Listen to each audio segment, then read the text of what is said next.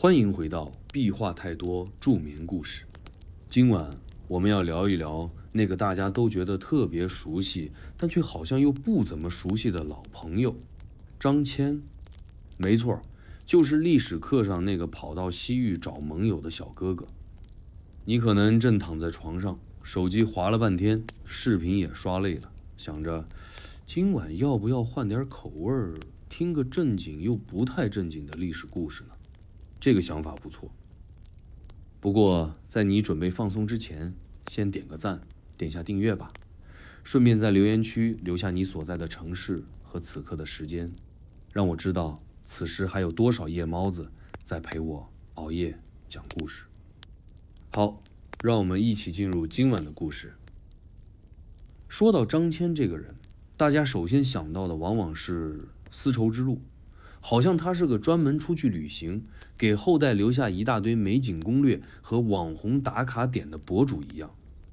不过呢，你可能不知道，这趟看似热闹非凡的远行，从一开始就藏着很多不可说的小心机。历史课本上总是一本正经地告诉我们，汉武帝派张骞出使西域，是为了联络大月支，夹击匈奴。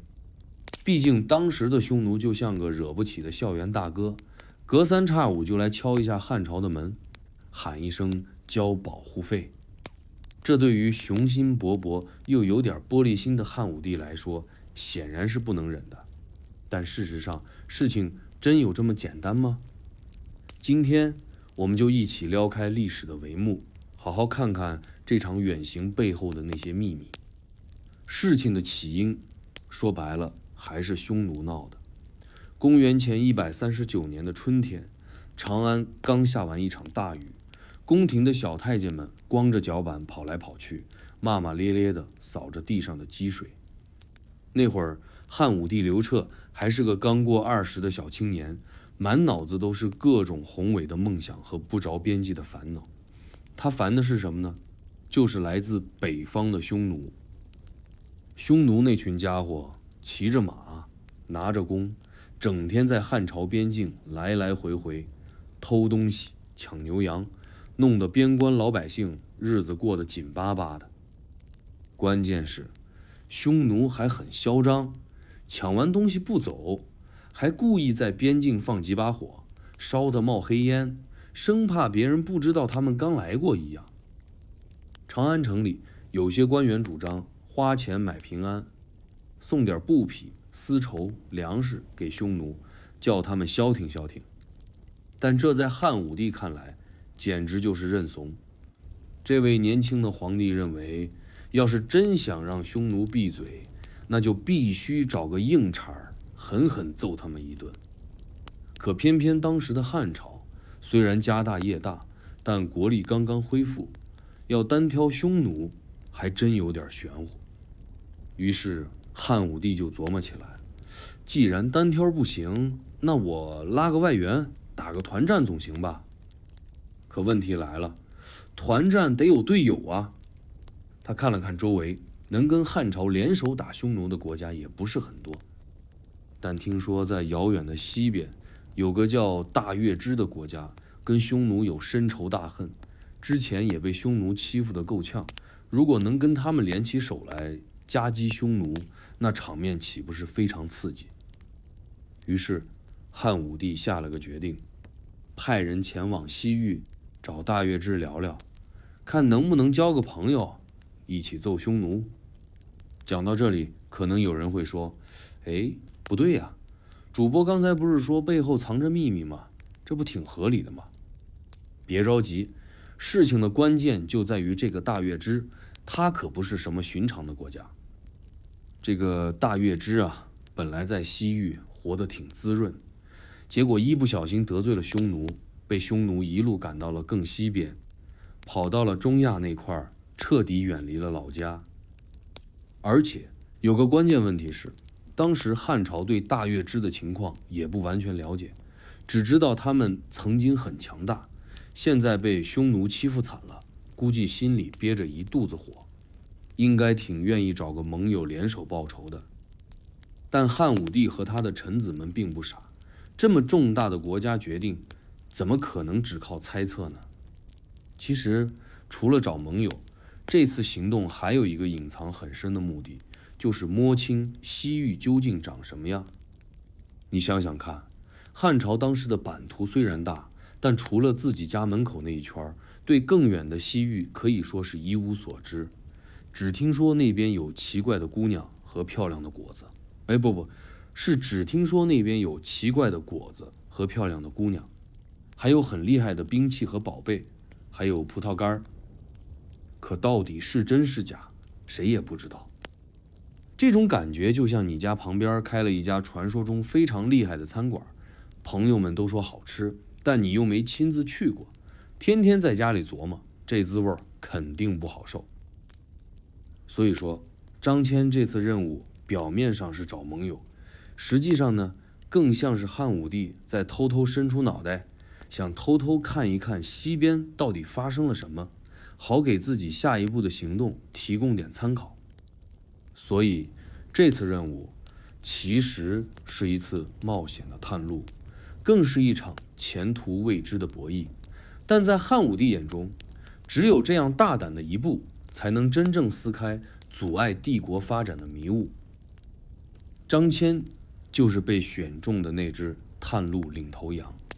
那么为什么张骞会成为被选中的那个人呢？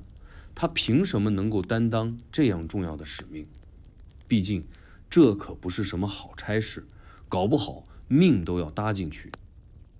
到底张骞有什么特别的技能，让汉武帝放心把这个艰巨又神秘的任务交给他？汉武帝决定派人前往西域之后，整个长安城都躁动了起来。宫廷内外、官员之间，茶余饭后的话题全都围绕着这次去西域到底谁合适。毕竟这可不是什么公费旅游，更不是网红打卡，这是一场生死未卜的冒险。可说来也怪，在众多资历深厚的文臣武将中，汉武帝偏偏选中了张骞，一个在当时看来毫不起眼的年轻郎官。这可让不少资深官员都傻了眼。陛下，您这也太任性了吧，这孩子看着就不像能成大事的人啊。但汉武帝却只是笑了笑说，朕心里有数。这句淡淡的话却把所有人的疑问都给憋了回去。张骞是何许人也？他又凭什么能获得这次摸黑探路的资格呢？来，我们仔细掰扯掰扯这件事儿。首先，要想弄清张骞这个人是怎么脱颖而出的，咱得先说说他的背景。这个叫张骞的小伙子，老家是今天陕西汉中一带，长得倒也不赖，放现在的话，就是能轻松圈粉的国风帅哥一枚。不过他最吸引人的不是脸，而是他那个脑袋瓜子里的知识储备。当时的张骞虽然年轻，却早早就在宫里做郎官，也就是皇帝身边的亲信文职官员，说白了就是皇帝身边的秘书班子成员。这群人平时的工作就是替皇帝处理文件，写诏书，干些那种跑腿的差事儿。张骞虽然官不大，但他却有个别人没有的特质，那就是好奇心特别重，喜欢钻研四处来的消息，尤其对边疆和外国的新鲜事儿特别感兴趣。这种感觉怎么形容呢？就像是朋友圈里那个总爱分享新奇文章的朋友，任何地方只要出了个稀奇古怪的消息，他总是第一个跳出来，兴奋地说：“你们知道吗？”张骞在宫廷里的名声就是这么起来的。比如有人来汇报说，听说西边的大月支王国被匈奴赶跑了，张骞立马凑过去问：“真的假的啊？大月支现在跑哪儿去了？还能回得去吗？”旁人都无所谓，但张骞总是追着问个没完没了。正是这种不正经的认真劲儿，让他在皇帝面前露了脸。皇帝嘛，总是喜欢那种敢想敢问又有点傻气的年轻人，所以汉武帝对张骞印象很好。而且啊，别看张骞外表斯斯文文，他身上还带着一种少有的韧劲儿和执着，认定一件事就能死磕到底。当时在宫廷里，有位老先生给张骞起了个外号，叫倔骞，意思就是特别倔，碰到什么难题儿非得钻到底。这种性格虽然在日常生活里可能会遭人烦，但放在国家任务上却恰恰能成为最难得的特质。想想看啊，出使西域那可是未知的领域，稍微碰到点困难就灰心丧气，铁定完蛋。像张骞这种人，遇到问题非得弄个水落石出的人，才最适合去探未知的路。除了好奇心强、脾气倔，张骞身上还有个更特别的优势，那就是他出身平凡。平凡怎么就成了优势了呢？你看啊，这趟差事可不是好活，是冒险，是赌博，说不定有去无回。派那些有背景的大臣、贵族，万一死了，家里人不得闹翻天。但张骞不一样啊，他出身普通，即便出了什么事儿，也不会引起朝堂大乱。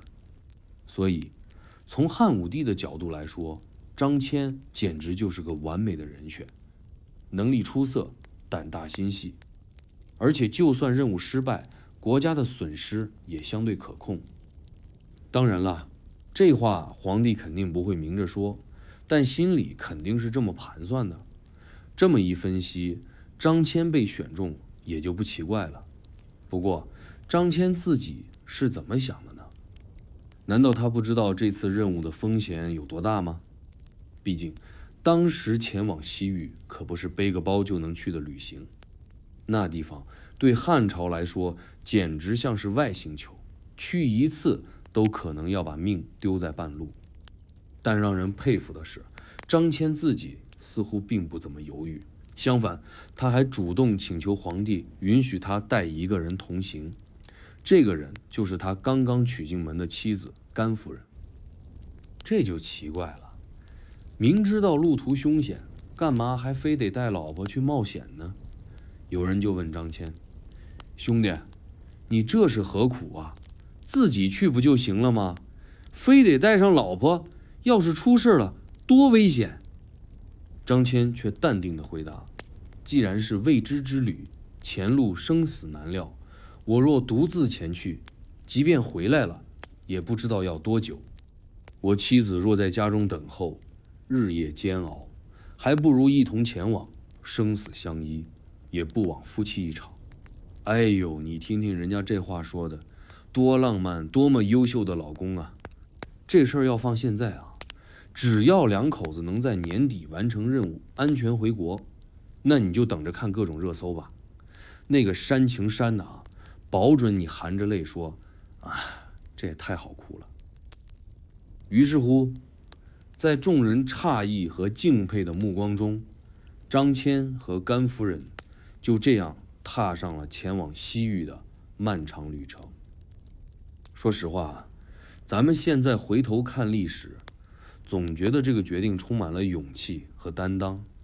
但如果换成是你，你真的会义无反顾地踏上这条路吗？说到底，张骞身上有种特殊的使命感，他清楚地知道这次旅程的意义不止于表面上的外交，更是为整个汉朝探索未知世界的一次重大冒险。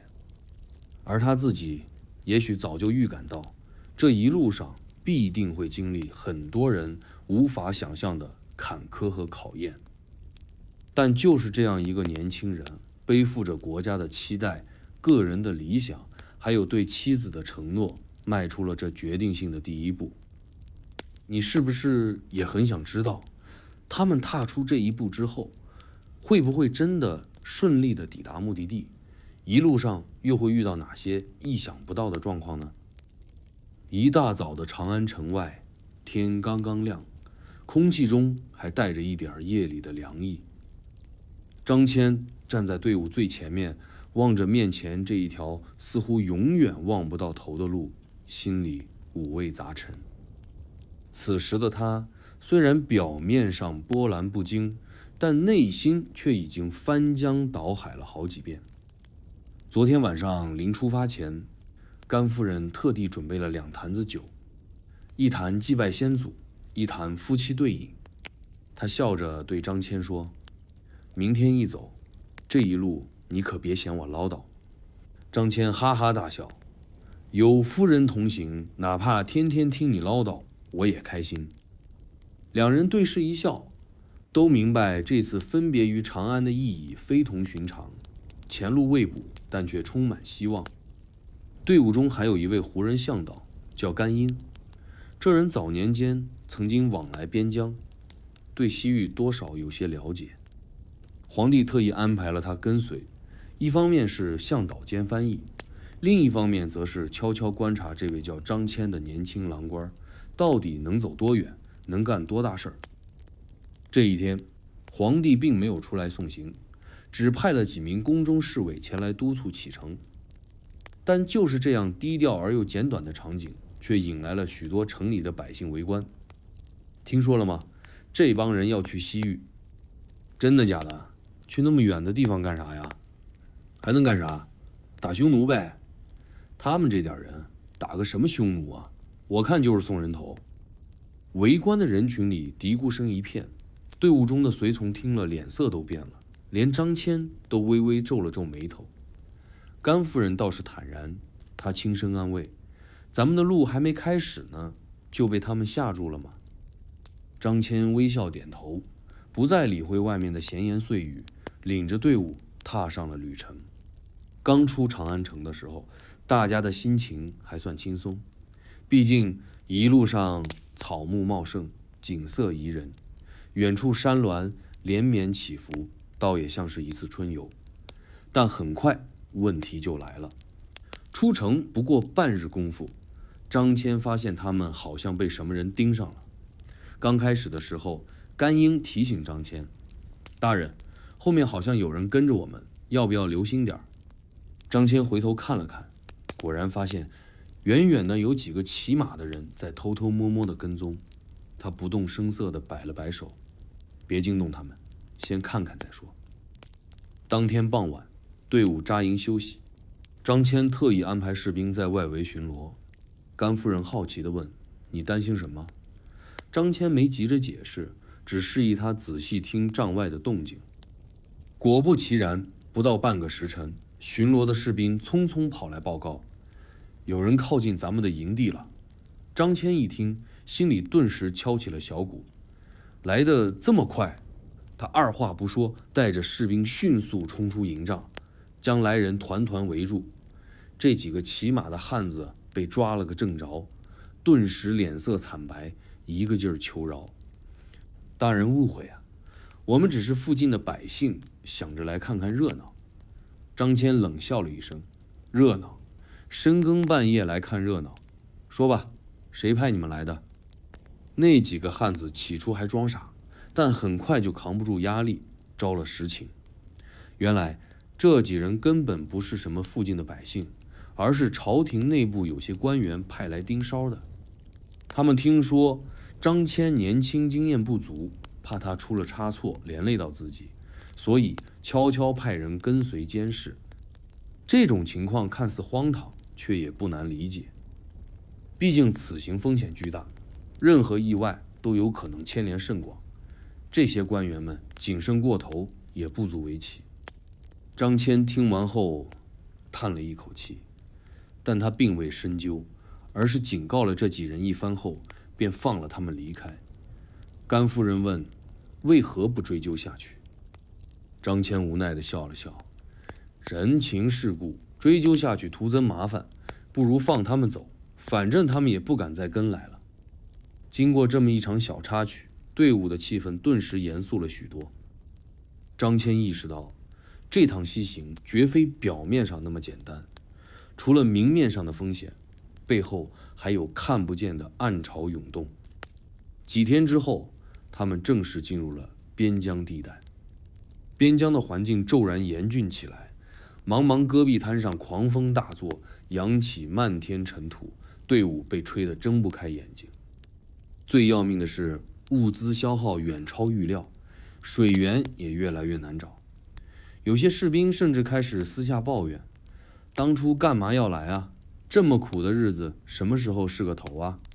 甘夫人听了，暗地里找到张骞，忧心忡忡。你可得想办法稳住人心啊！张骞心里也清楚，这才刚刚踏上征途，就已经出现了不小的麻烦。要是再这么下去，恐怕还没到大月支，队伍就散了。他决定连夜召集大家，给他们讲清楚此次西行的真正意义。我们这次去西域，不只是为了去大月支找帮手，更是要为汉朝摸清那里的真实情况。这一趟虽然艰难，但只要成功了，我们所有人都会成为改变历史的人。听完张骞这一番慷慨激昂的话，士兵们的情绪暂时稳定了下来。就在大家重新振奋精神，准备继续赶路时，一个更大的意外发生了。这一天，队伍刚刚跨过了边界，进入匈奴的势力范围，一队骑兵突然从四周的沙丘后面飞驰而出，将他们团团包围起来。张骞一下子愣在原地，心跳剧烈地加速着。坏了，匈奴人怎么来得这么快？匈奴骑兵高高举起了弯刀，领头的骑士大喊了一声：“把他们全都抓起来！”张骞和甘夫人对视一眼，彼此都看到了对方眼里的震惊和无奈。他们怎么也没想到，刚刚踏出家门，就陷入了最大的危机。这突如其来的变故，仿佛瞬间就击碎了所有人刚刚燃起的希望。究竟匈奴人为什么会知道他们的行踪？这次袭击到底是巧合，还是早有准备？突如其来的匈奴骑兵转眼之间便将张骞和他的队伍团团围住。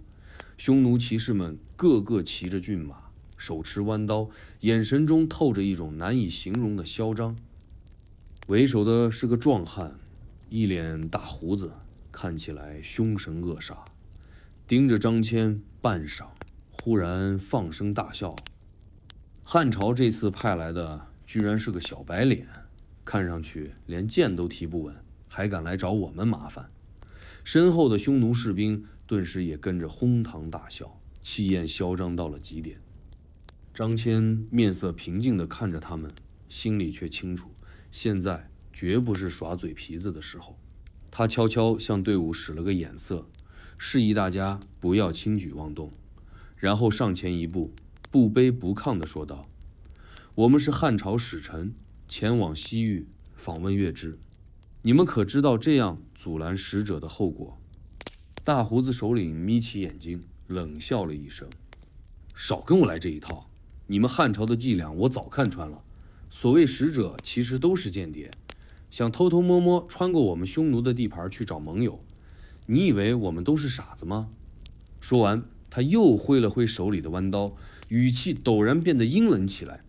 不过，你这人胆子倒不小，我倒想看看你在我们匈奴的帐篷里能嘴硬多久。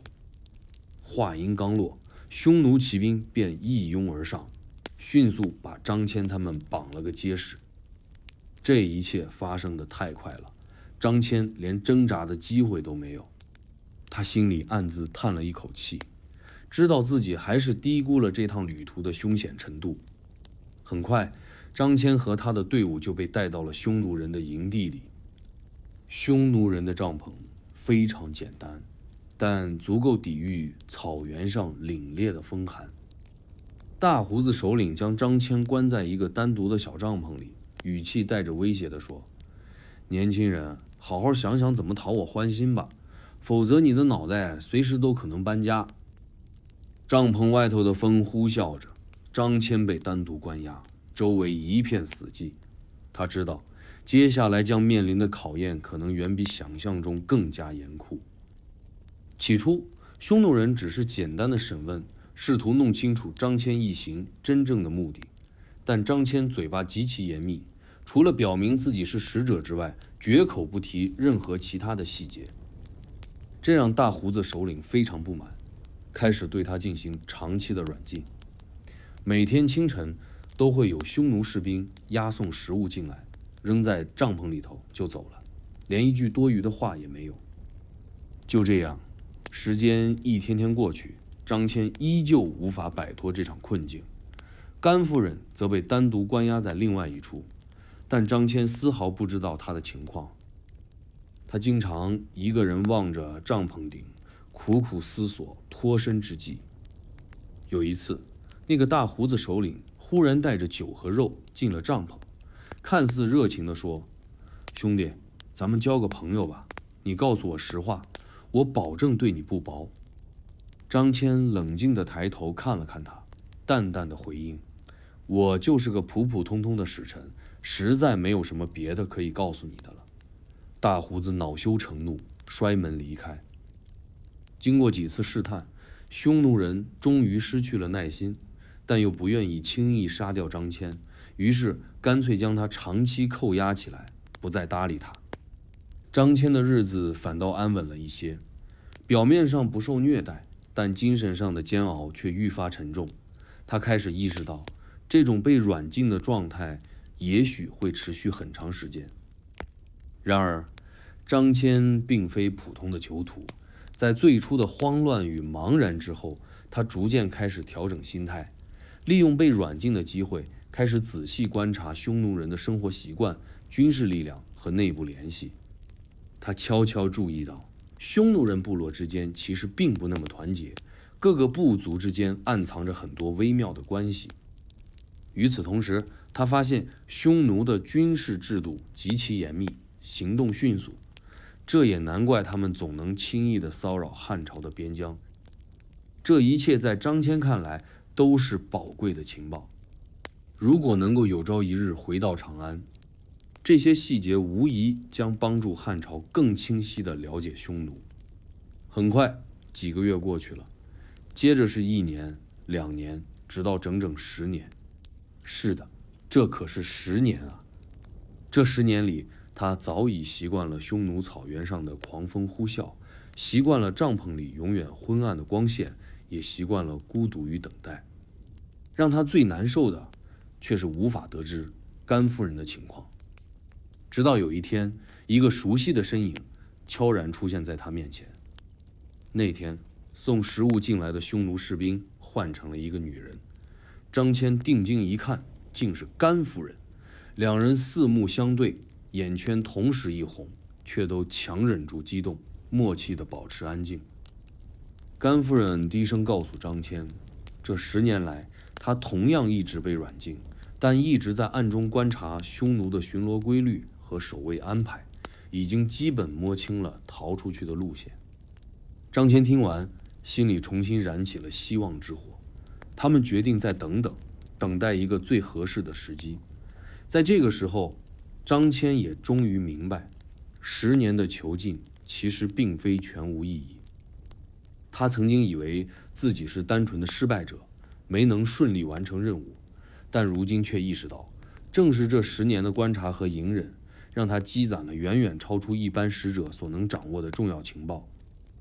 而如今甘夫人的出现，似乎预示着机会终于来了。然而，越狱从来不是一件容易的事。他们真的能够成功逃脱吗？前面的路究竟藏着怎样的凶险？匈奴的警觉性又会让这次计划面临怎样的巨大风险？10年的时光，说长不长，说短也不短，足够把一个年轻小伙子磨成中年大叔了。这期间，张骞每天醒来的第一件事，就是在帐篷里发一会儿呆，回忆一下自己为什么会落到这个地步。但他很快就会调整好状态，拍拍脸，振作精神，心里默默念叨：张骞啊张骞，这次任务没完成不要紧，可千万不能白白浪费时间。10年来，他暗中观察匈奴人的生活习惯、政治生态和军事布局，甚至还学会了一口地道的匈奴话，估计连匈奴人自己都怀疑他是不是汉朝派来的了。其实，这就是张骞的聪明之处。他明白，既然短时间内逃不出去，那就干脆将计就计，好好研究一下敌人。他的日子看起来波澜不惊，但其实每天都在不停地积累着对匈奴的深入了解。匈奴人一开始还对他颇有戒心，后来见他一直安安静静，也不搞事情，渐渐地放松了警惕，甚至允许他自由地在营地里活动了。张骞呢，也就趁机和营地里的牧民聊天，帮忙干活，学习游牧民族的生存技巧，有时还会跟匈奴的小伙子们摔个跤、赛个马，赢得了一些草原人的尊重。表面上看，张骞已经完全融入了匈奴人的生活，但实际上他心里一直清醒得很，时时刻刻都在为未来的逃脱做准备。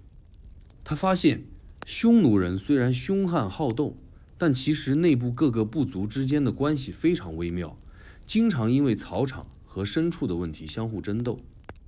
而且匈奴的管理模式相对松散，中央权力对偏远地区控制力并不强。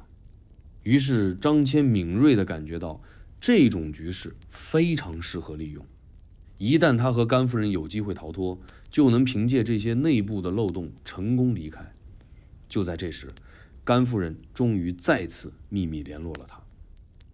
某个平常的午后，甘夫人装作去河边打水，悄悄向张骞递去一个眼神。张骞迅速明白了他的意思，悄无声息地跟了过去。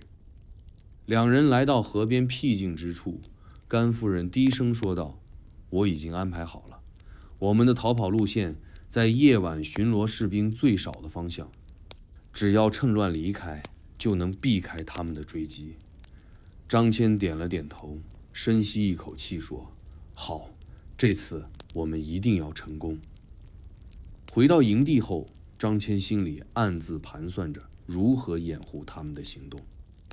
他决定先给匈奴人造成一种假象，让他们觉得自己已经彻底融入了这个群体，根本不会逃跑。于是接下来的几天，张骞表现得更加热情，甚至主动帮助营地首领处理一些内部纠纷，这让匈奴首领对他大为欣赏，还开玩笑说：“看来你这个汉人都快变成咱们的人了。”张骞假装大笑回应：“你们的羊肉太好吃了，我都舍不得离开呢。”首领被逗得哈哈大笑，更加放松了对他的警惕。就在这样的气氛下，张骞悄悄做起了最后的准备。终于，在一个月黑风高的夜晚，张骞和甘夫人行动了。按照事先约定，他们偷偷地避开守卫，轻轻翻出营帐，摸着黑向早就看好的方向逃去。他们必须快速穿过一片沼泽地，那里因为环境险恶，很少有匈奴人巡逻，也是逃跑最佳路线之一。然而事情远没有他们想象中那么顺利。刚跑出去不远，营地后面忽然响起了此起彼伏的马蹄声，还有匈奴人愤怒的吼叫：“汉人逃跑了，快抓住他们！”张骞的心瞬间提到了嗓子眼儿，他握紧甘夫人的手，低声说道：“千万不要停，跟着我！”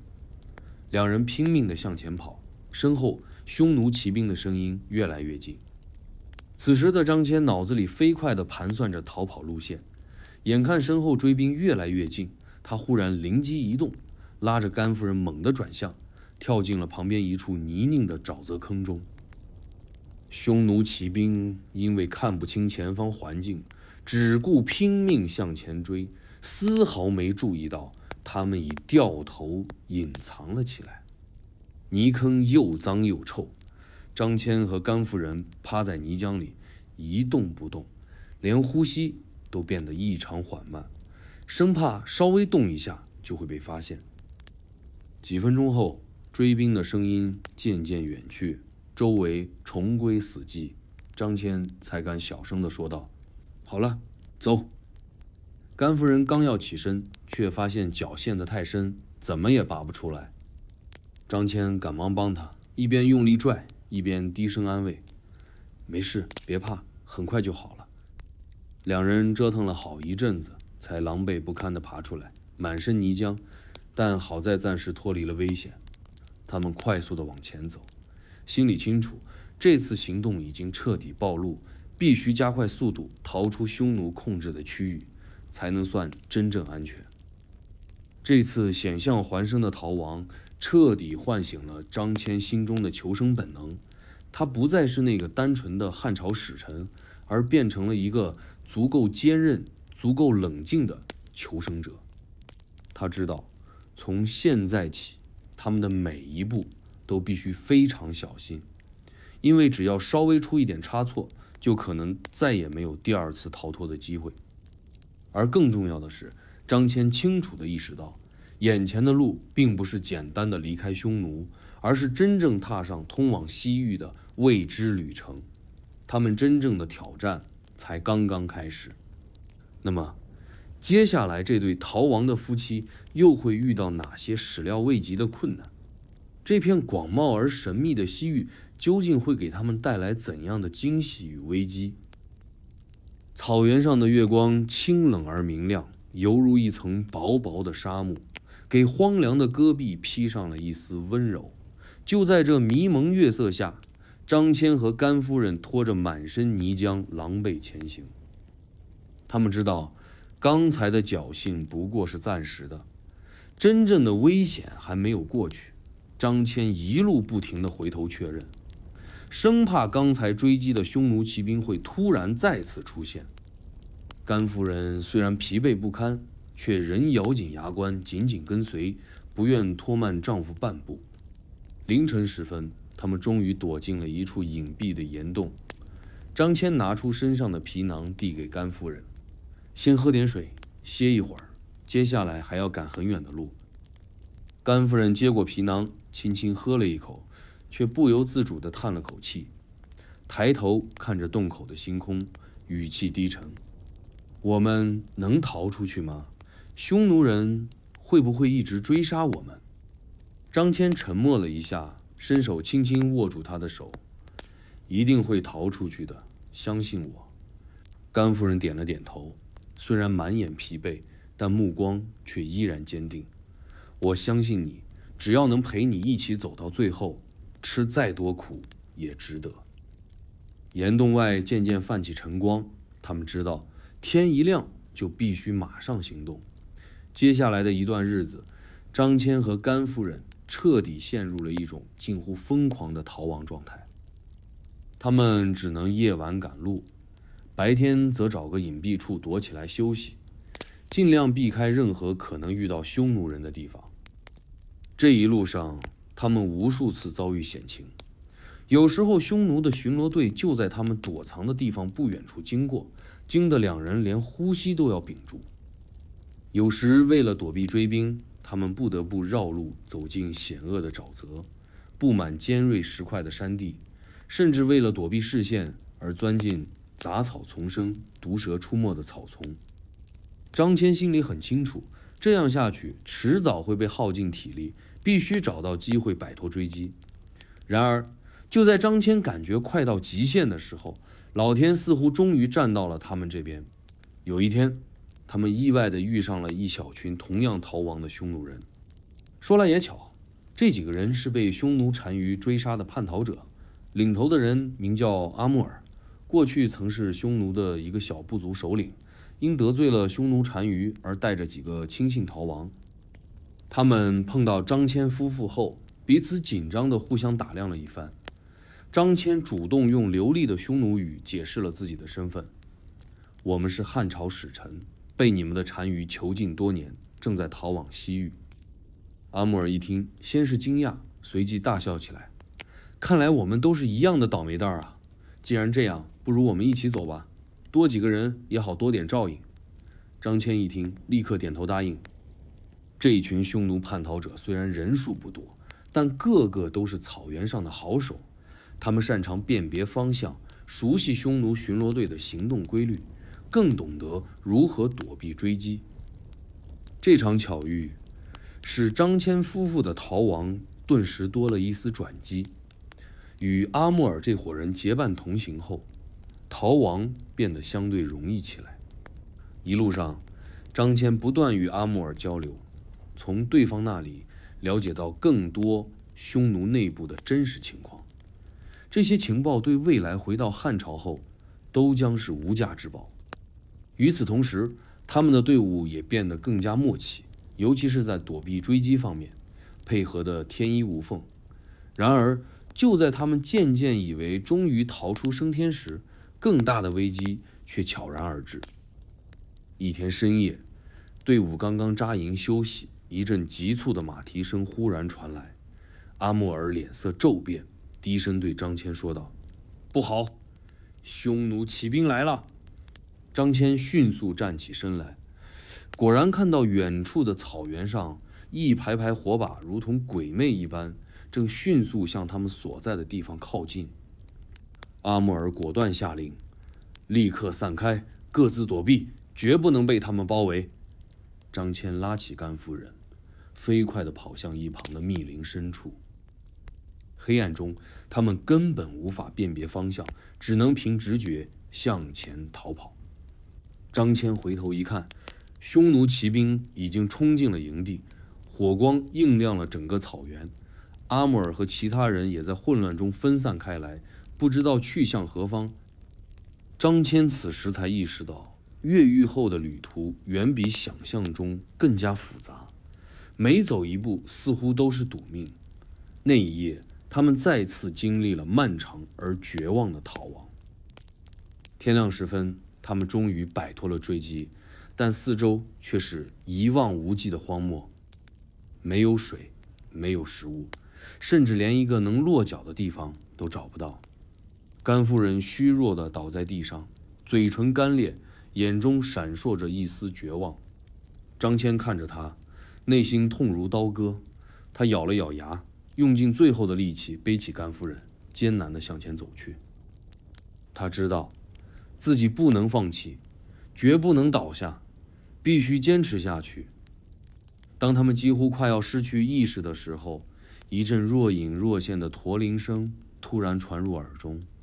张骞勉强睁开双眼，模糊地看到远方似乎出现了一队商旅的身影。那一刻，他忽然觉得自己重新活了过来，咬紧牙关，用尽最后的力气呼喊着。那群商人发现了他们，很快便靠近过来。领头的商人见状大惊失色，连忙将水壶递给他们：“你们这是从哪里来的？竟然能活着穿过这里？”张骞喝了一口水，顿觉一股凉意从喉咙涌进胸膛。他虚弱地笑了笑，艰难地说：“我们来自汉朝，要去西域。”这次意外的获救彻底挽救了他们的生命，但同时也让张骞明白，西去之路远比他最初想象的更加曲折。他已经走了这么远，逃过了如此多次生死劫难，未来的旅程又会是什么模样呢？沙漠里的商队就像是茫茫大海中突然出现的一艘船，救了奄奄一息的张骞夫妇。他们此刻终于暂时安全了，却也陷入了一种尴尬的局面。对这些陌生的商人而言，张骞夫妇的身份显然很难解释清楚。张骞只能继续隐瞒自己的真实身份，谎称他们是从匈奴那里逃出来的普通奴隶，想去西域碰碰运气，谋个活路。商队的头领名叫苏克，一脸浓密的络腮胡，看上去就像个精明的生意人。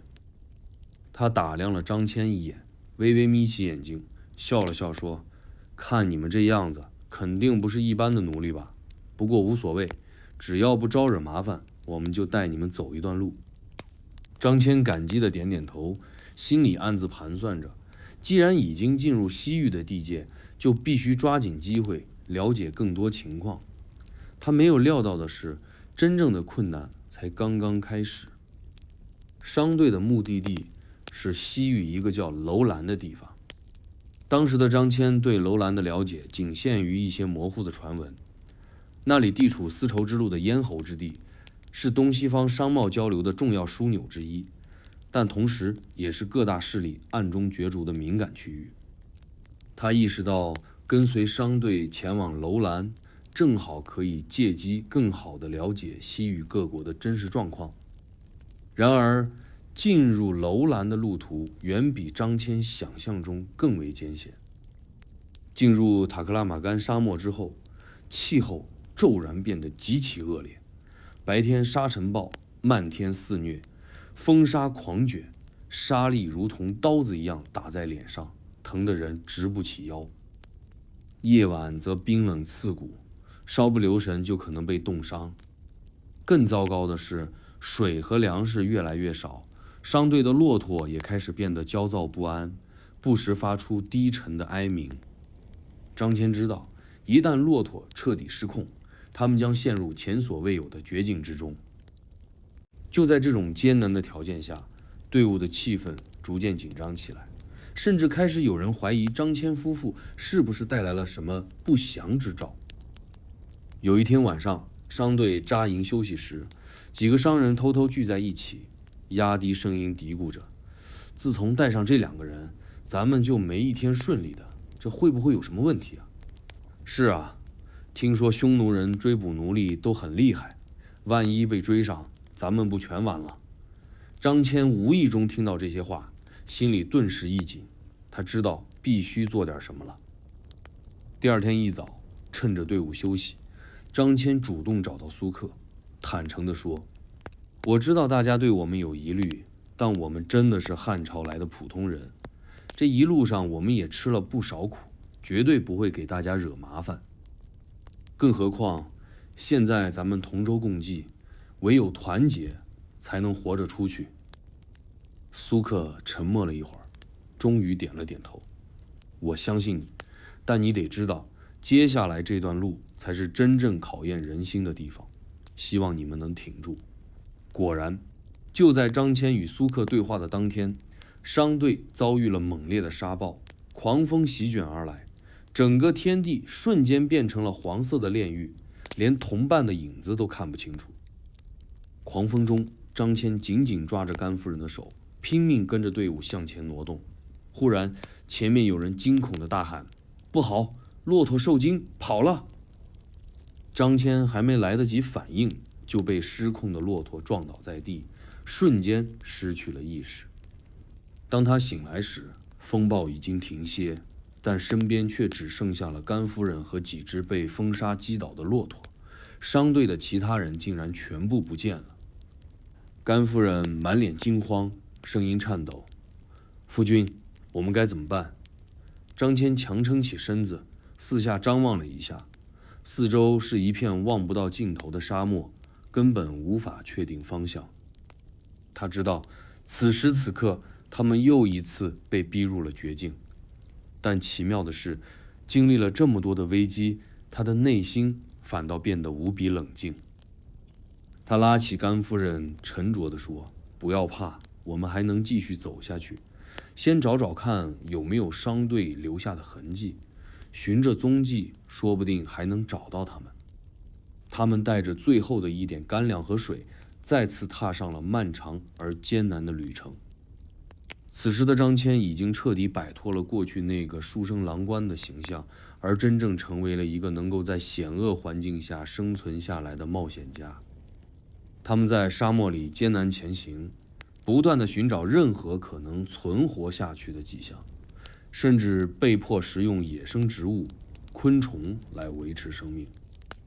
几天之后，就在他们精疲力尽、几乎陷入绝望之际，终于在沙丘的另一端看到了一处绿洲的轮廓。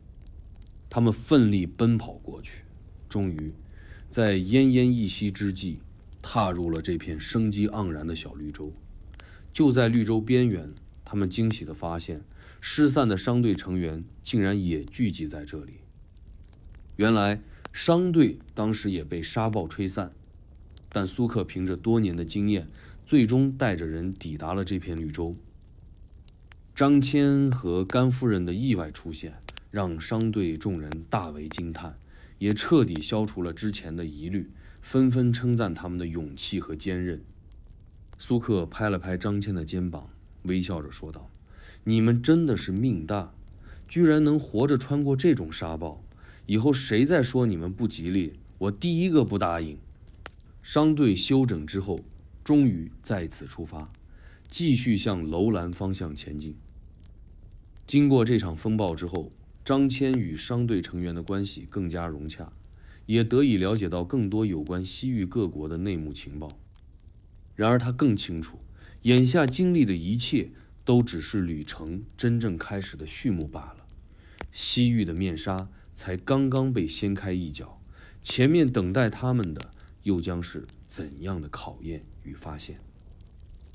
经过了千辛万苦，张骞和甘夫人终于跟随苏克的商队，踏进了那个传说中的地方——楼兰。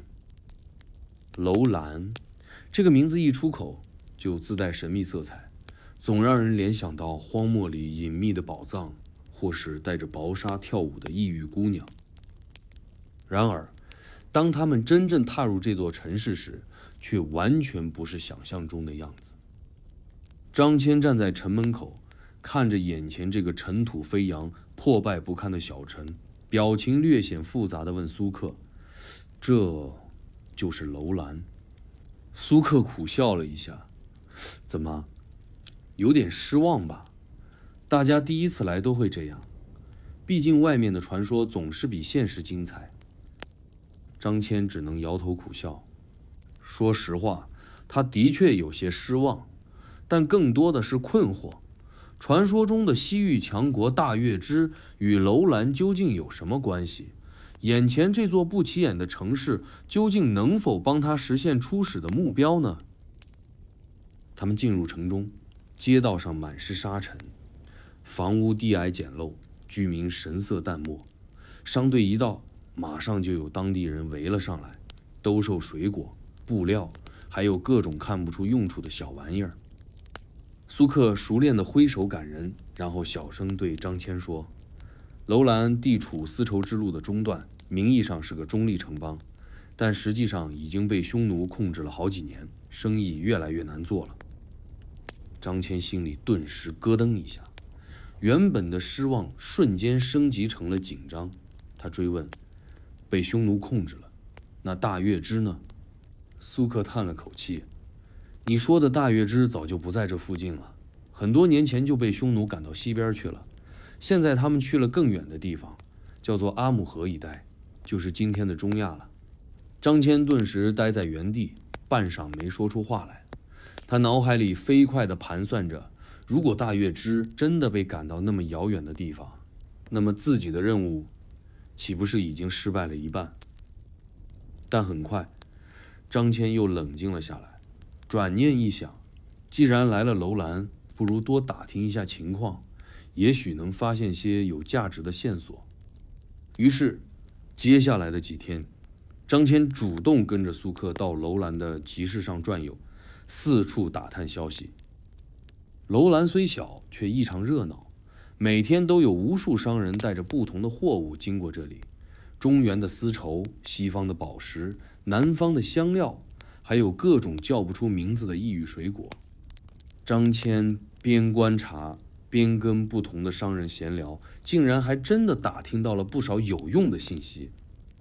有一天，他与一个从西方来的波斯商人聊天，对方用带着奇怪口音的汉语说道：“大月支，那个国家早就不是原来的样子了。现在他们在西边很远的地方已经建立起新的王国，叫做贵霜帝国，富裕得很，根本没心思再回来和匈奴拼命。”张骞听到这句话，心里不禁一沉。原本寄予厚望的大月支联盟，看来只能成为幻想了。然而他并没有马上放弃，反倒更加努力地跟不同人交流。很快又听到了另一个消息，大月支虽然不再对抗匈奴，却对汉朝的丝绸、茶叶和瓷器表现出了浓厚的兴趣。如果汉朝能跟他们做生意，未来或许还有别的可能性。张骞顿时精神一振，突然意识到，这次出使或许并不一定非要靠军事联盟来实现，或许还有其他更有效的方法。就在他逐渐理清思路之时，麻烦却又找上门来了。有一天晚上，苏克急匆匆地跑到他的住处，神色慌张地低声说道：“不好了，匈奴的巡逻队到了城里，听说是在找从东边逃过来的汉人夫妇，你们赶紧躲一躲吧。”张骞心里顿时一紧，知道自己必须马上行动起来。他赶紧叫醒甘夫人，两人跟着苏克迅速躲进了城里的一间小酒馆里。酒馆的老板是苏克的老熟人，一见他们进来就皱起了眉头。你们是不是惹上麻烦了？苏克叹了口气，先别问了，赶紧藏起来，晚了就来不及了。老板无奈地打开地窖，张骞和甘夫人迅速钻了进去。地窖里阴冷潮湿，空气中弥漫着发霉的味道。甘夫人紧张得瑟瑟发抖。张骞握紧她的手，轻声安慰：“别怕，我们一定能躲过去。”果然，没多久，匈奴士兵就闯进了酒馆，粗暴地翻箱倒柜了一阵子，还把老板吓得直哆嗦。但幸运的是，他们似乎没发现地窖的存在，很快骂骂咧咧地走了。危机暂时解除后，张骞从地窖里出来，心中却更加忧虑。他明白，留在楼兰已经越来越危险，但要继续西行，又意味着踏入更未知的领域。苏克看到他一脸焦虑，拍了拍他的肩膀，说道：“既然这样，干脆跟我们一起去大夏吧。大夏在西域最远的地方，匈奴人那里势力没那么强，或许你们会更安全。”张骞想了想，觉得也只有这样才能继续走下去了。他点头答应，随即开始做起了去大夏的准备。大夏，这个陌生而又神秘的国度，张骞完全不知道等待他们的究竟是什么。他心里却非常清楚，这一路走来，自己的使命已经渐渐发生了改变，从一开始单纯的外交任务，变成了一次彻底的探险。他如今不再执着于大月支是否能帮汉朝击退匈奴，而是对未知的世界充满了更多的好奇与期待。那么，这个名为大夏的地方又会给他们带来怎样的意外收获？张骞的冒险之路究竟会怎样继续？离开楼兰之后，张骞与甘夫人随苏克的商队一路继续向西进发。这一段旅程变得更加漫长而艰难，沿途穿越了无数险恶之地，经历了无数风沙、酷热和荒凉。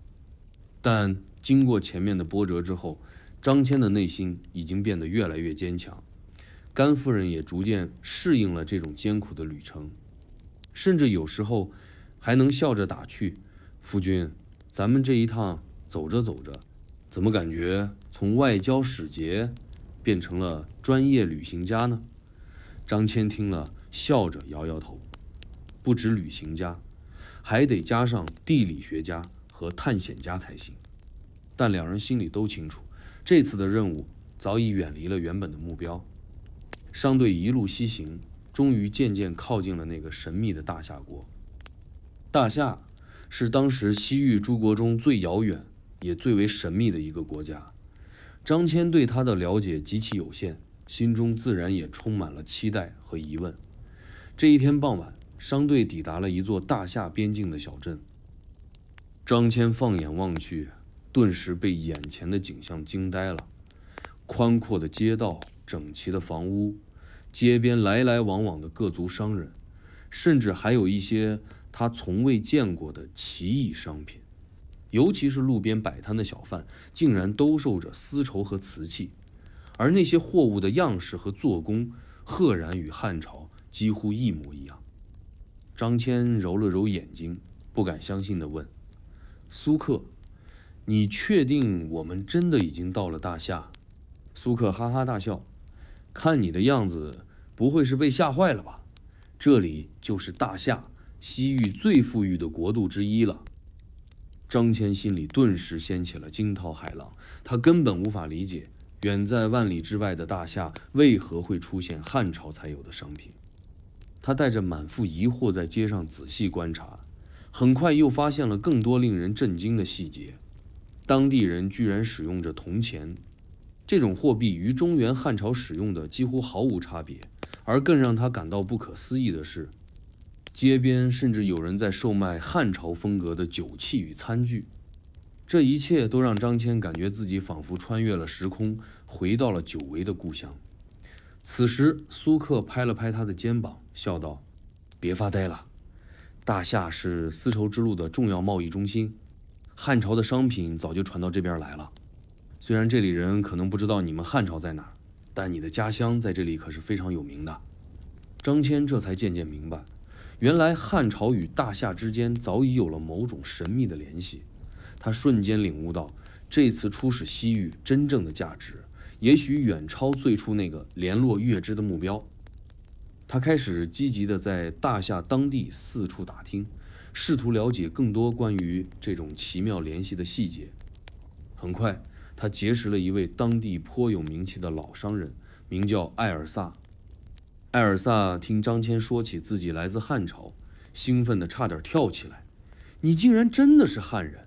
老天啊，这简直是太奇妙了！你们汉朝的丝绸、瓷器，在我们这里可是顶级宝贝。”接下来几天，张骞与艾尔萨进行了多次深入交流，终于弄清楚了事情的真相。原来汉朝的商品经过无数中间商的辗转，最终通过复杂的贸易网络传到了大夏。而汉朝所了解的西域，实际上比起真实情况已经严重滞后了很多年。这一点让张骞深感震惊，也让他深刻体会到了自己此行的真正价值。他意识到，自己此刻的使命已经不仅仅是完成最初的外交任务，而是肩负起了为汉朝打开西域视野的责任。然而，正当张骞兴奋地收集这些情报之时，苏克却带来了一个令人头疼的消息：听说匈奴人已经盯上了我们在大夏的活动，你们必须赶紧离开这里，再晚可能就来不及了。张骞心里一沉，原本还想多停留几天，进一步了解大夏的情况，如今看来只能放弃了。他只能匆匆告别艾尔萨，与甘夫人和商队继续踏上了返回汉朝的旅程。回程的路上，张骞陷入了深深的沉思。此次西行虽然没有找到原本希望的盟友，但自己所掌握的信息却已经远远超出了出发前的预期。这让他重新认识到，汉朝和西域之间的关系也许并不一定非要通过军事联盟的形式建立，也许只要有足够强大的贸易网络，就能彻底改变匈奴对汉朝边疆的威胁。甘夫人见张骞一路沉默，忍不住问道：“夫君，你看起来好像心事重重啊。”张骞笑了笑，抬头望着远处的夕阳，平静地说道：“你说，我们这一趟出来，究竟算成功还是失败呢？”甘夫人笑着回应：“当然算成功啊，至少我们看到了以前从未见过的世界，还活着呢。”张骞听了，微笑着点点头，心里逐渐变得释然起来。回头望去，远处的大夏渐渐隐没在视线中，张骞却忽然觉得一扇更宽广、更令人期待的大门正在自己面前缓缓打开。他决定，无论回去后皇帝怎么看待这次任务，他都必须尽力说服汉武帝改变原有的想法，让他认识到与西域保持紧密贸易联系的重要性。张骞早已忘记了当初出发时那个单纯的年轻郎官模样，取而代之的是一位视野开阔、心怀天下的探险家与谋略家。张骞回到汉朝后，是否真的能够实现他的想法呢？他的故事又将如何继续呢？回程的路途，张骞发现比来时更加艰难。往西走时，至少内心充满了对未知世界的好奇和期待，而现在带着沉甸甸的使命感与一路所见所闻，他只希望能够尽快返回长安，向汉武帝汇报他所了解到的一切。然而，就在他们刚刚离开大夏没多久，意外再次不期而至。这天傍晚，商队刚在戈壁滩上扎营，一阵急促的马蹄声便迅速从远处传来。张骞眉头紧皱，心中升起了不祥的预感。他很快就明白追兵来了。这一次匈奴人明显是有备而来。他们从四面八方迅速包围了商队，骑兵们高高举起弯刀，气势汹汹地喊着：“汉人，出来吧，别想再逃了！”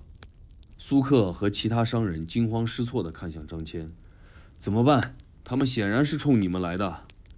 张骞心知肚明，这次要躲已经不可能了。他冷静地看着甘夫人，语气异常坚定：“不要怕，我们不会有事的。”然后他主动站了出来，朗声说道：“别伤害其他人，我就是你们要找的汉朝使臣，有事冲我来。”匈奴骑兵迅速围拢，将张骞和甘夫人团团围住。为首的匈奴将领冷笑着盯着张骞：“可算是找到你了，这次你跑不了了。”就这样，张骞和甘夫人再一次落入匈奴人的手中，命运仿佛开了个残酷的玩笑，把他们推回了起点。不过，与10年前那次不同，这次的张骞已不再是那个手无缚鸡之力的年轻使臣，他内心坚定而冷静，决定要好好利用这次机会，想办法再次脱身。在被押往匈奴营地的途中，张骞一路仔细观察匈奴骑兵的行动模式，他发现这支队伍虽然凶悍，但警惕性并不算很高，给了他极大的信心。到达匈奴营地之后，张骞和甘夫人被单独关押在一个帐篷里。这次看守他们的士兵显然更加严密，时刻都有重兵把守，似乎匈奴方面已经吃透了他们逃跑的本事。然而，张骞丝毫没有表现出沮丧或绝望，而是静静地等待着机会。几天后，机会终于来了。这天夜晚，匈奴营地忽然爆发了内讧，两拨士兵为了抢夺物资发生了激烈的冲突，整个营地顿时乱作一团。趁着守卫分散精力的空隙，张骞果断出击，迅速制服了帐篷外的2名士兵，拉起甘夫人钻出了帐篷。他们趁乱迅速奔向营地边缘，利用草丛和乱石遮掩自己的行踪。由于整个匈奴营地都陷入了混乱，竟无人注意到他们已经逃了出去。逃出匈奴营地后，他们在草原上疾行数日，终于再次与苏克和商队会合。苏克见到他们，大为惊讶：“你们居然又逃回来了，看来命运真的眷顾你们。”张骞苦笑了一下：“或许吧，但我们再也不能冒险走原来的路了，必须换条更加安全的路线返回汉朝。”商队重新整顿后，决定绕过匈奴势力强大的区域，选择了一条更为偏僻的路线前行。这条路虽然更远、更艰难，却相对安全得多。就这样，他们穿越了茫茫沙漠、荒凉的草原和险峻的山脉，历经无数艰难险阻后，终于逐渐靠近了汉朝的边疆。终于有一天，商队登上一处高地，远远望去，可以看到汉朝的烽火台和城墙轮廓。张骞站在高处，望着遥远却熟悉的景象，心情无比复杂。他感叹道：“终于要回去了，这一走就是10几年，家乡的样子我都有点记不清了。”甘夫人温柔地握住他的手，轻声说道：“只要你在的地方，哪里都是家乡。”回到汉朝边境时，守关士兵见到这支陌生的商队，起初非常警惕，但当他们听到张骞的名字时，却惊得目瞪口呆。“张骞，你们真的是10多年前出使西域的张骞吗？我们都以为你早就死了呢。”消息迅速传回长安，整个朝廷顿时炸开了锅。汉武帝闻讯后异常兴奋，立即下令让人将张骞接回长安，同时准备了盛大的欢迎仪式。然而此时的张骞早已不再在乎这些名利上的东西了，他更迫切地想要向皇帝讲述自己这些年在西域所见所闻，希望汉朝能够重新审视与西域各国的关系，以及丝绸之路对整个帝国未来的重要意义。当他们终于回到长安，张骞跪在汉武帝面前，看着眼前这个自己效忠一生的帝王，心中感慨万千。他用沉稳而坚定的声音说道：“陛下，此次出使西域，臣虽未找到能够联合抗击匈奴的盟友，却意外发现了一条连接东西方的道路。这条道路远比军事同盟更有价值。”汉武帝微笑着点点头，眼神中流露出强烈的兴趣和赞许。朕等你这句话已经等了10几年，看来你果然没有让朕失望。张骞这次传奇般的西域之行，终于走到了一个转折点。10几年前那个模糊的梦想，此刻终于清晰了起来。他明白，自己这一路走来的真正使命，并非简单的寻找盟友，而是要为汉朝开启一个崭新的时代。那么，回到汉朝后的张骞，接下来又会有什么样的故事呢？回到长安的张骞，成了整个帝国的焦点。宫廷内外，所有人都对这个奇迹般活着回来的使者充满了好奇。大家都在猜测，他到底带回了什么样的消息，能让汉武帝如此兴奋？然而，此时的张骞却并没有沉浸在鲜花掌声里。他心里清楚，这场历时10多年的西域之行，远比外界想象的更加重要。这一天，汉武帝召见张骞，屏退左右后，迫不及待地问道：“朕想知道，你真的没有找到愿意对抗匈奴的盟友吗？”张骞缓缓地抬头，看着皇帝，郑重地回答：“回禀陛下，臣此次虽未能达成最初任务，但却发现了一件比找盟友更重要的事。”汉武帝好奇地问：“哦，说来听听。”张骞微微一笑，沉稳地继续说道：“臣此行一路西去，沿途所见，西域各国远比我们之前所了解的更加富饶强大。大夏国虽遥远，却已有来自中原的丝绸和铜钱，这说明我们汉朝的物品早已通过未知的贸易路线传至遥远西方。”皇帝听后眼神一亮，立刻明白了张骞的意思。你是说，我们可以通过贸易的方式影响甚至掌控西域？张骞坚定地点点头。陛下英明，臣认为，相比寻找短期的军事联盟，建立长期稳固的贸易路线，将更有利于汉朝国力的增长，以及对匈奴的战略遏制。汉武帝沉思片刻，忽然开怀大笑：“好！朕原本只是想找一个打匈奴的帮手，没想到你却带回了一条改变天下的道路。”于是，汉武帝很快下令召开一次特别的朝堂会议，邀请文武百官共同听取张骞的汇报。这场汇报注定会成为历史上浓墨重彩的一笔。当张骞站在朝堂之上，将这些年在西域所见所闻一一讲述时，百官们一个个目瞪口呆，满脸不可思议。他们从未想象过，遥远的西域居然早已与汉朝产生了如此紧密的联系。当张骞提到那些遥远的大夏、楼兰，还有丝绸、葡萄酒与汉朝铜钱时，朝堂上顿时炸开了锅。这怎么可能？我们汉朝的东西怎么能传到那么远的地方？一位官员惊呼：“这必定是上天给我大汉的启示，我们绝不能错过这个机会。”另一位官员激动地附和。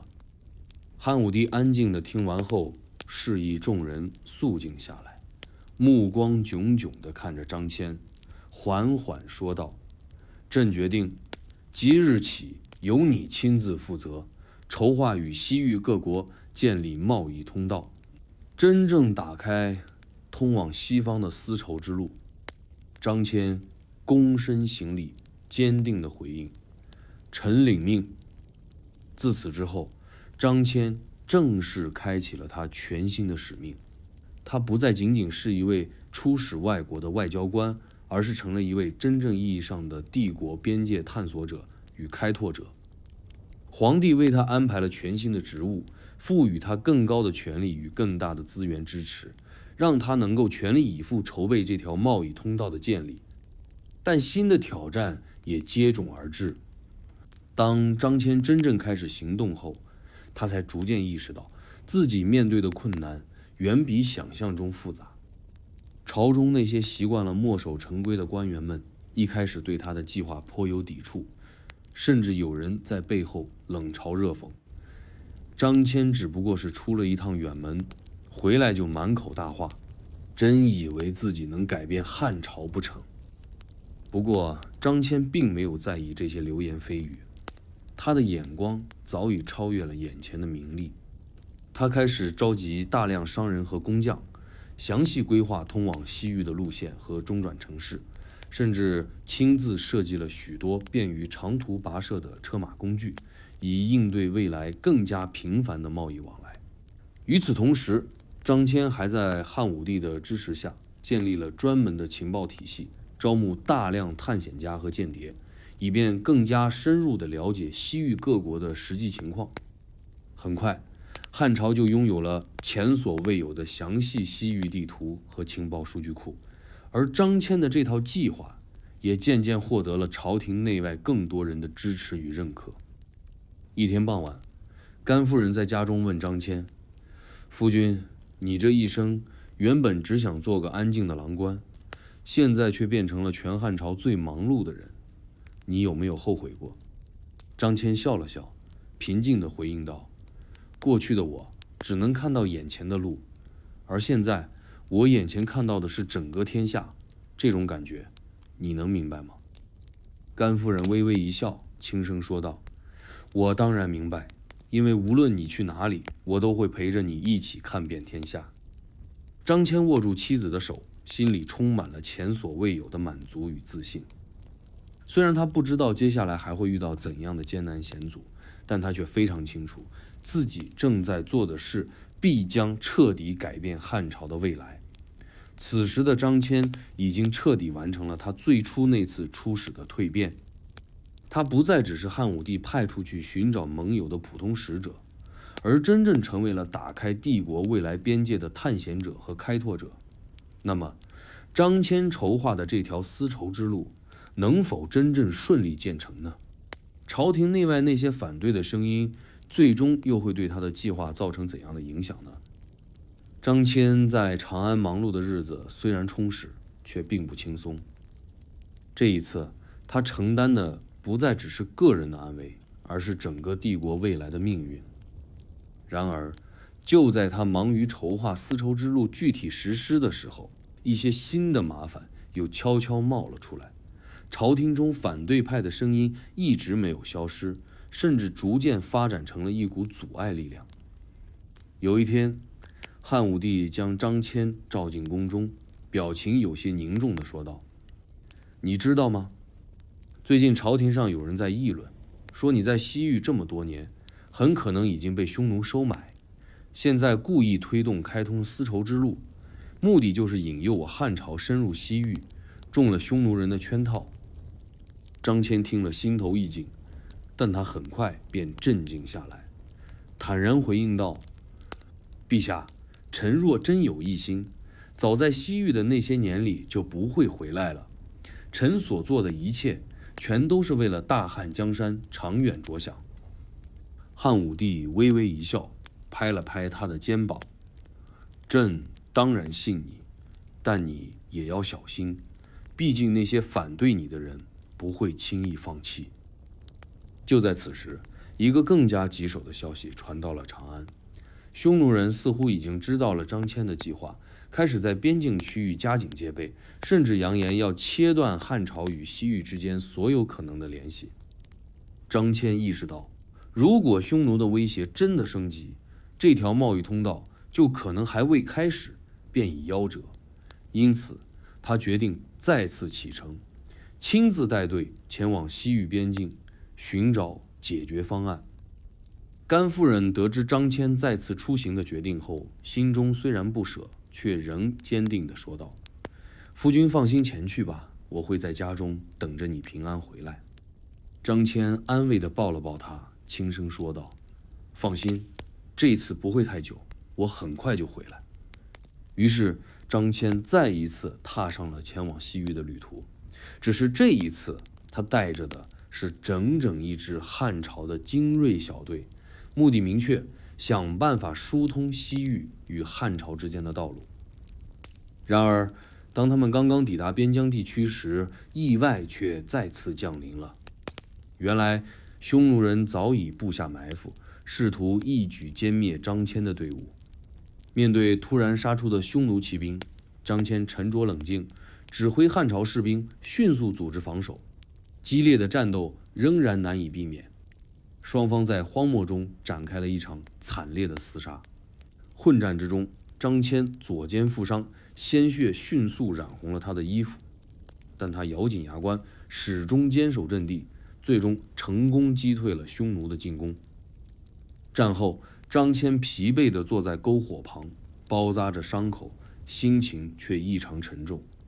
他意识到，这次边疆之行远比自己预想的还要危险复杂。汉朝与西域之间看似简单的贸易通道，背后却隐藏着复杂的政治博弈和军事威胁。张骞明白，如果不能找到一个长久而安全的解决方案，这条丝绸之路的开通就永远只能停留在纸上谈兵的阶段。第二天清晨，伤势未愈的张骞带着士兵们继续向西推进。他决定主动出击，秘密会见一些与汉朝友好的西域部族首领，试图通过外交手段突破匈奴的封锁。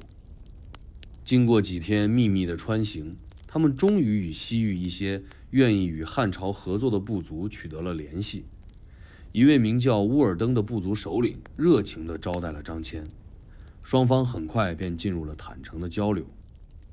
乌尔登直言不讳地说道：匈奴虽然凶悍，但他们最近几年因为扩张太快，内部已经开始出现严重问题，很多部族不满于单于的霸道统治，只是苦于没有力量与他们对抗。张骞听到这里，眼前一亮，敏锐地意识到，匈奴的这种内部分裂或许正是突破他们封锁的关键所在。他迅速与乌尔登展开详细的谋划，决定借助匈奴内部的不满情绪，秘密联合其他一些部族，构建一条新的、更加安全的丝绸之路线路。就这样，在接下来的日子里，张骞奔波于多个西域小国之间，耐心地劝说他们加入这个计划。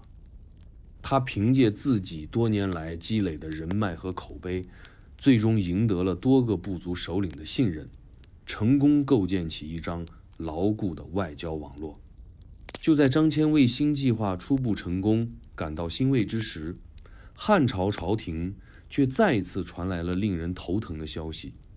朝中反对派借他在边疆与匈奴的战斗大做文章，攻击他此举是在故意挑起汉朝与匈奴之间的战争，企图拖累帝国，让汉朝陷入长期的消耗。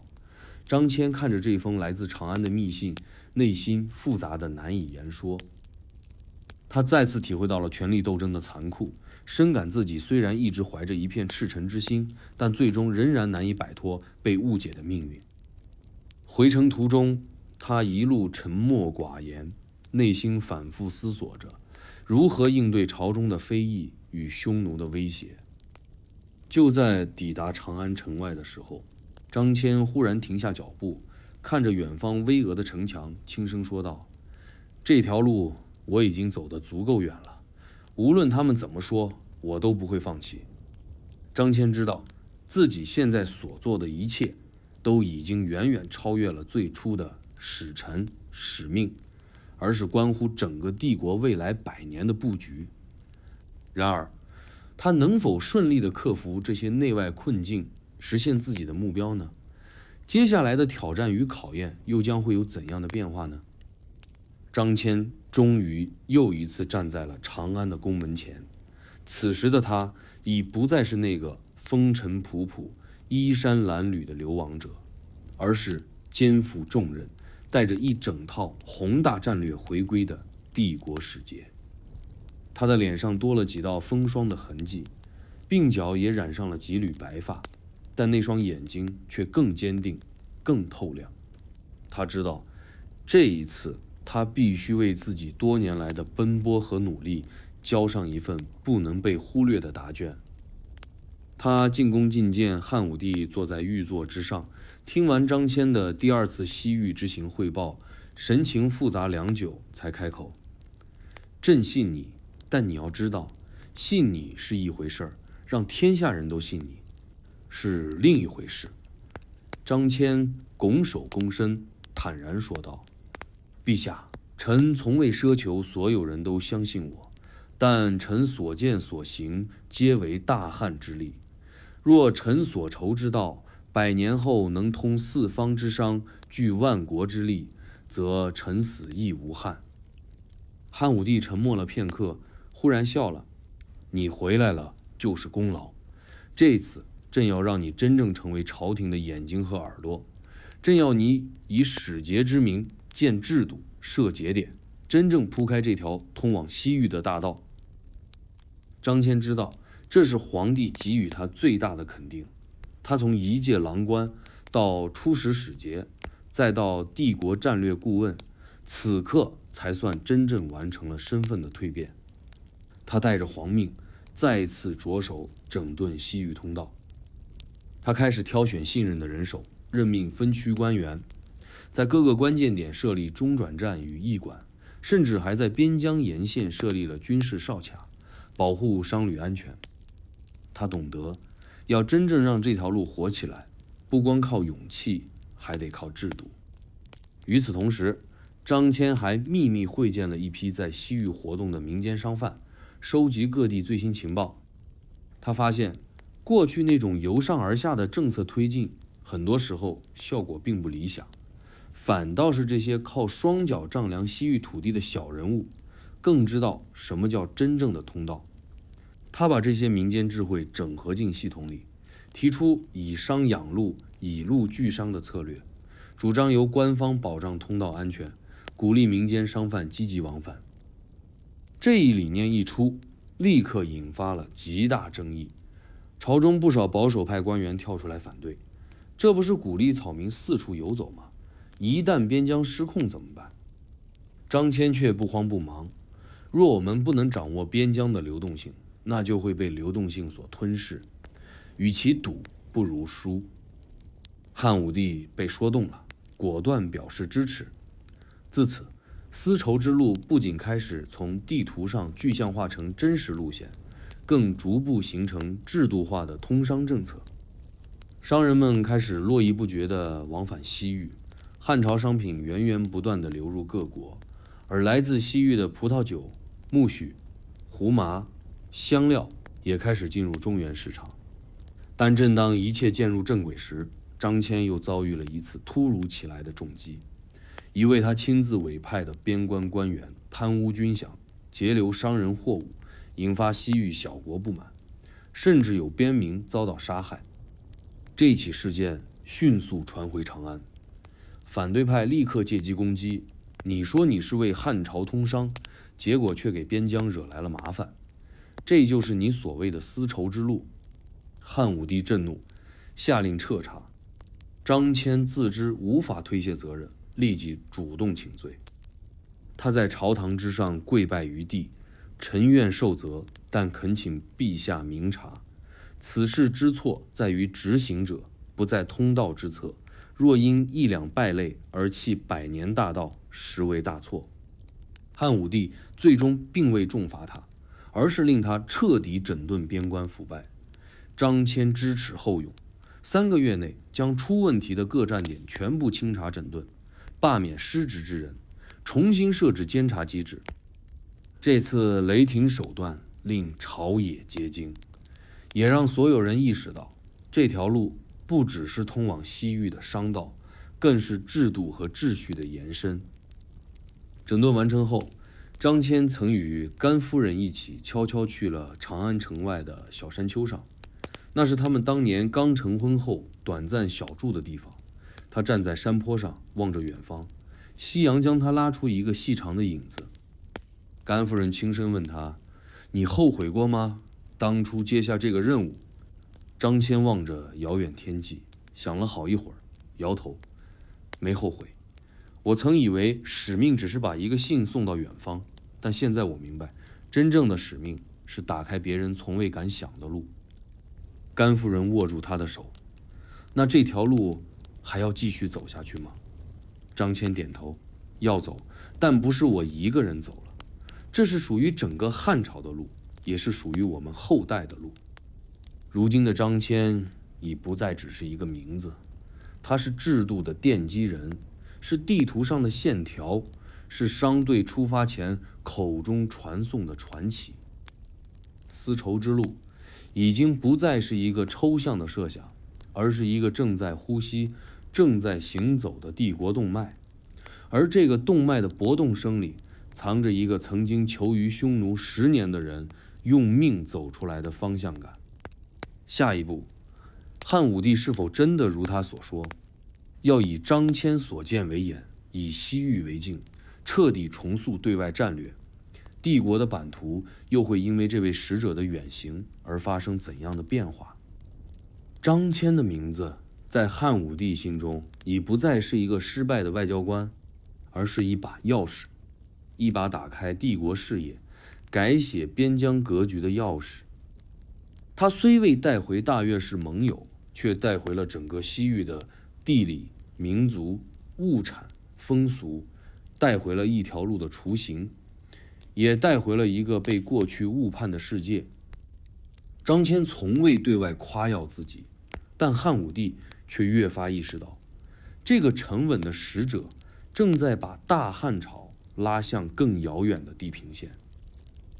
有一天，张骞奉诏入宫，汉武帝坐在御座上，面前摊着西域的舆图，那是张骞亲自绘制的，密密麻麻地标注着大夏、大月支、康居、楼兰、疏勒、燕齐、龟兹，每一个名字都来自他亲眼所见、亲耳所闻的真实。他轻轻指着图上那条从长安蜿蜒而出，穿过河西走廊，绕过高山戈壁，一直延伸到遥远西方的线路，缓缓说道：“这条路，朕要它叫丝绸之路。”张骞没有立刻回应，他低头望着那条线，就像在看自己的足迹，里面有风沙，有伤痕，有10年幽静，也有半生的信念。汉武帝看着他，忽然语气一转：“你知道吗？你本可以平安一生，留在宫中做个清闲郎官，不必受这些苦，但你偏偏去了。”张骞望着皇帝，目光坦然，因为有人必须去。大汉要了解世界，不能永远靠传闻，走出去才有真实，看清楚才有选择。汉武帝沉默良久，忽而一笑：“你说的对，正因为你走了，朕才敢下这个决定。”他放下舆图，郑重说道：“张骞，朕要在西域设都护府，派将守边，设驿传，筑屯田。以后再有人出使，不必靠胆量，而是有路、有战、有兵、有信。”顿了顿，他又道：“你这次虽没有带回盟友，却让朕看到大汉真正的边疆在哪儿。你的失败，就是朕的成功。”这句话几乎像是帝王亲口为他证明。张骞没有激动，没有流泪，只是再深深一拜，臣无愧。消息很快传遍朝野，众人皆知，张骞失败的任务反倒为帝国带来了新的战略布局。边疆各地开始修建驿站、屯田营地，西域小国闻风而动，有的主动派使者来朝，有的提出互通商贸。更奇妙的是，张骞回长安后不到3年，葡萄藤在上林苑里扎了根，胡麻油点亮了宫中的灯盏，甚至连贵族们的餐桌上也多了一样从未见过的食物——石榴。一个看似失败的远行，正在悄然改变整个帝国的口味、语言、贸易和文化。那年冬天，汉武帝在未央宫大摆宴席，特意安排了一桌西域菜，葡萄酒、酥饼、糊饼、石榴、乳酪，几位大臣吃得连连称奇。皇帝一边饮酒，一边对张骞打趣：“你看这些菜可比夹击匈奴好吃多了。”众人哄堂大笑，唯独张骞轻轻笑了，却不言语。他知道事情的本质从来不只是吃什么，而是吃到了，就说明我们走到了，而走到才是大汉真正的力量。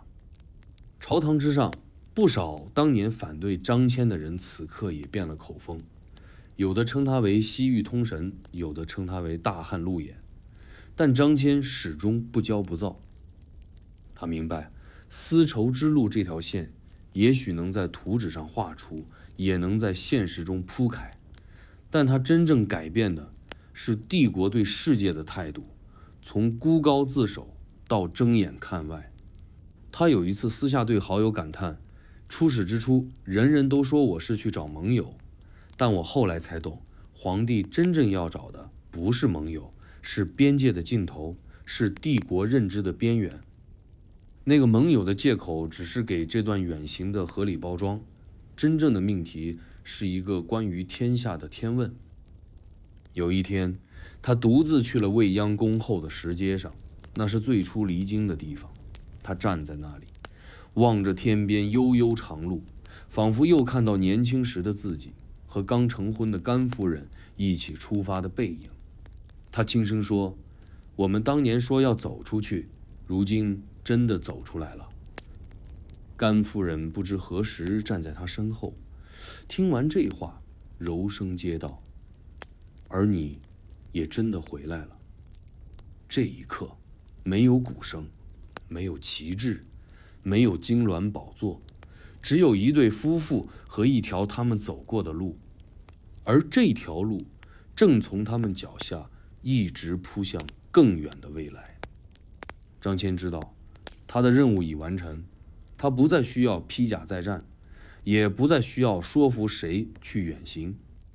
他要做的已全部写进了地图、制度和记忆。而汉武帝也懂了，开疆不是征伐，而是打开理解世界的方式。明日驿路仍通，商队仍行，丝绸之路上将有千千万万个张骞。张骞的名字已经不仅仅属于他自己，他像一滴水落入大河，荡起涟漪之后，融入了整个时代的洪流。此时的长安街头，茶楼酒肆里，人人都在谈西域通。孩子们在街边玩耍时，模仿的是张使君打匈奴、走沙漠、见大夏的戏码。商贩们争相打出胡麻酥、葡萄酒、西域香的招牌，而朝廷更是在帝国各地设立丝绸之路节点，连边陲小镇都开始热闹起来。他本该功成身退，甚至汉武帝也曾暗示可以给他封侯，让他治世安度晚年。但张骞却没有停下，他拒绝了封地，也推却了退休。他告诉皇帝，臣不求官，不求爵，臣只求路不要停。这句话后来在长安流传甚广，甚至被后来的商人刺绣在驼铃布帘上，路不要停。张骞知道，他不是一个在朝堂上坐着发号施令的权臣，他也不愿成为那种挂名而失去实质影响力的虚位。对他来说，他要的是持续推动这条路走得更稳、更远、更深入人心。于是他选择重新上路，但这一次不再是为了探未知，而是为了建制度。他巡查各地驿站，亲自走访西域使节，协调地方官员与商队之间的纠纷，设立统一的度量衡、驿道标识，甚至亲自试验如何用干肉和熟粮配置更持久的旅粮。有人笑他，堂堂使节竟成了后勤总管。他不怒反笑，后勤不通，哪来的通商？还有人嘲讽他做得太细，失了身份。他摇头，路不细就走不远。一条看似简单的丝绸之路，在张骞手中被一点点细致打磨成了一套完整的交通体系。它不只是路，不只是商道，更是通往理解、交换与和平的管道。但人终究不是铁打的。又一次出行途中，张骞在河西走廊突发旧伤复发，卧床半月。朝廷派人迎他回长安休养，他一开始拒绝，最终还是在甘夫人的再三劝说下回了家。他在自家小院静养，一边看书，一边整理自己多年西行所记的笔记与图册。他知道，他要留下些东西给那些后来者。于是，一部《西域记》初稿开始成型，里面不是神话，不是猎奇，而是一份诚实到骨子的记录。他写各地的语言、宗教、风俗、山川、河流、贸易方式，甚至还画了每种驼种和最适合穿越的季节。甘夫人时常陪他翻这些册子，有时会指着其中一页问：“这个人我们见过吗？”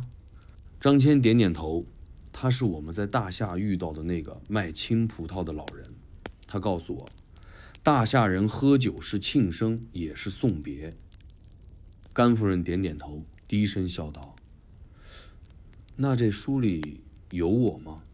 张骞沉默了一下，望向他，认真地说：“整本书里都是你。”他知道，没有他，那10年的囚禁他熬不过，那次逃亡他冲不出，那一路险路他走不到今天。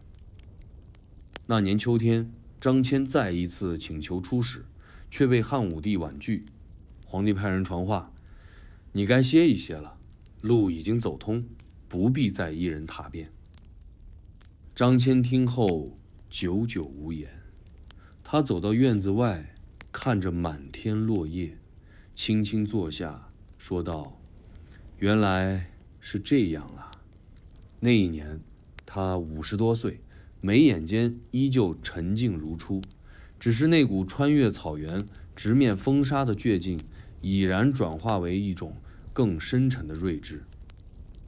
冬雪初降那日，他再次翻起那本《西域记》，一页页地看下去，直到最后一页，笔记上写着一句话：“非为求盟，乃为开眼；非为金战，乃为百年。”这是一种告别，也是一种传承。